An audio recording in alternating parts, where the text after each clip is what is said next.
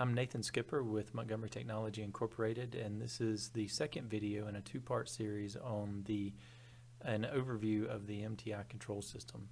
In this video, we'll discuss the MTI approach to control systems, particularly related to the networking and addressing schemes of the MTI system.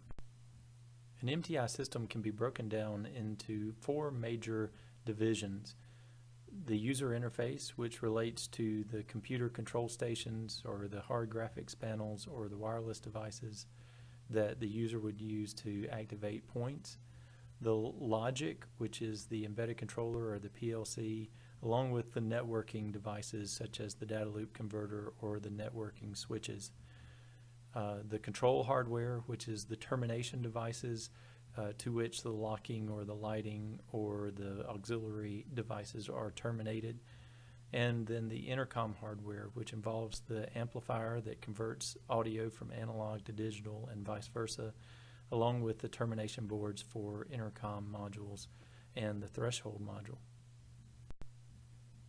The primary means of communication on the MTI system is the MTI Data Loop. It is the way in which we can maintain backwards compatibility between devices that were manufactured 30 years ago and the most recent devices that are being manufactured at our facility. And it provides a synchronized full duplex serial path. This is a clocked path that handles 64 addresses at a time, allows us to communicate through a daisy-chained arrangement for those termination devices on a data loop. It has 5 wires.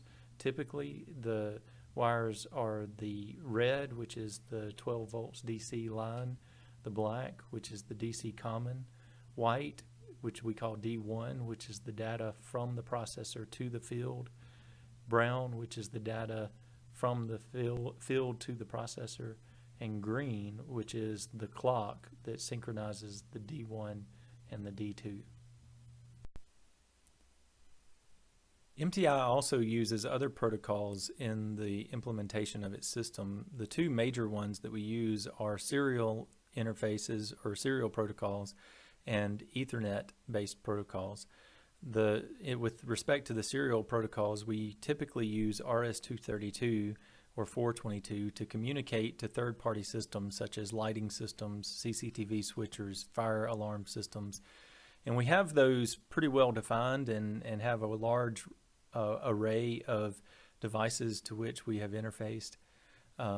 Also, we use Ethernet or TCP/IP to communicate between the embedded controller and the digital amp and control stations and the data loop converter. And those communications allow us to distribute our control system over wide area networks and various types of networks because of the standardization of Ethernet and TCP/IP. One important thing to note about the MTI lingo and the way that we refer to our addressing is that we use the octal numbering system to represent addresses on our system. Octal is an 8-bit representation of numbers.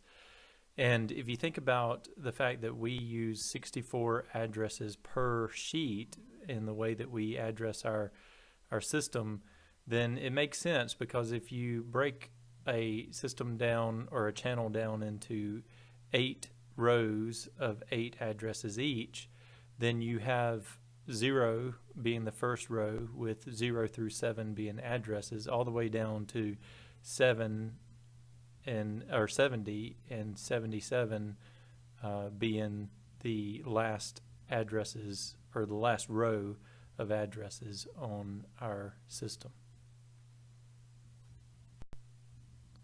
Another set of terminology that you need to understand about the MTI system is the fact that we use the words processor, channel, and sheet, all really to refer to the same thing. This comes from the fact that back in the early 80s, or the late 80s I should say, when MTI was first developing our system, we literally had a single processor that handled 64 addresses.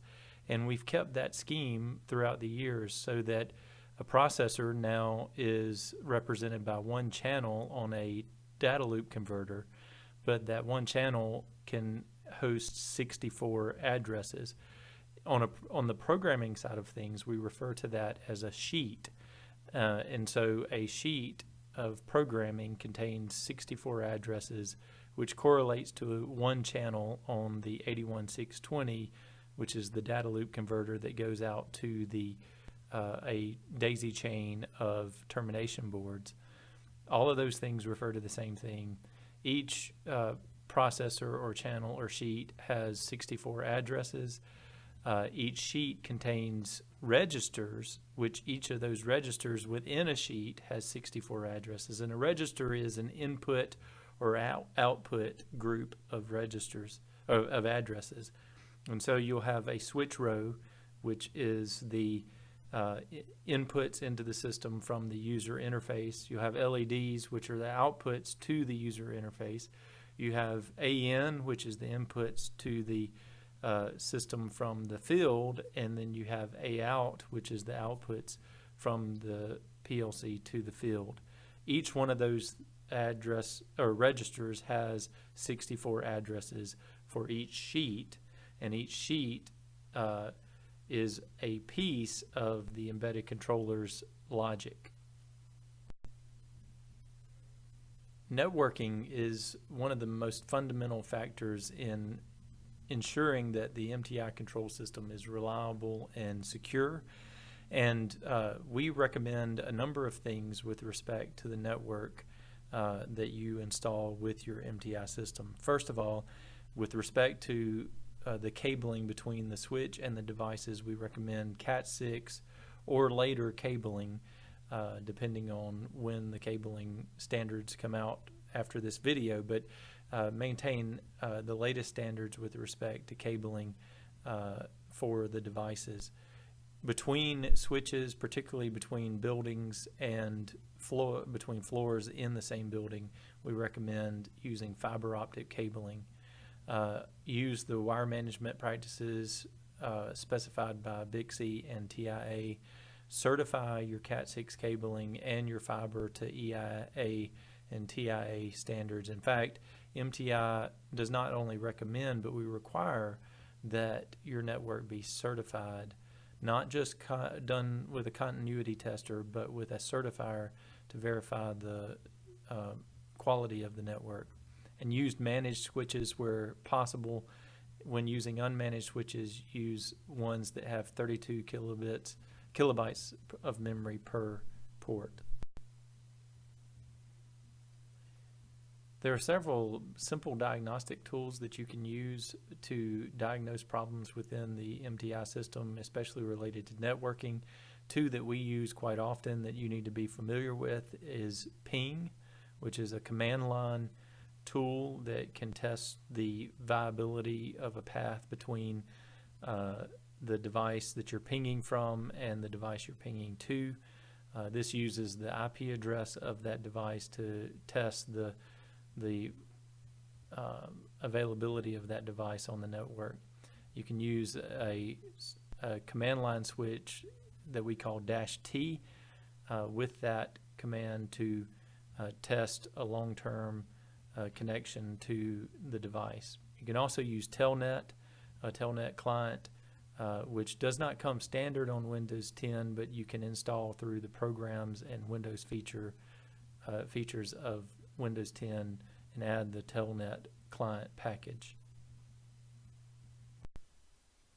I'd like to show you how to use command prompt. If you'll go to your search bar on Windows 10, enter in CMD, and choose the command prompt window, you'll get a command prompt window like this.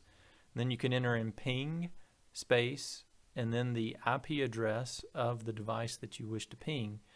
And if the device is there, then you'll get replies, typically 4 replies. If you only get 3 or 2, then you know that the device is not responding well. And here's what that might look like. If you do a device that's not there, it will reply with a request timed out.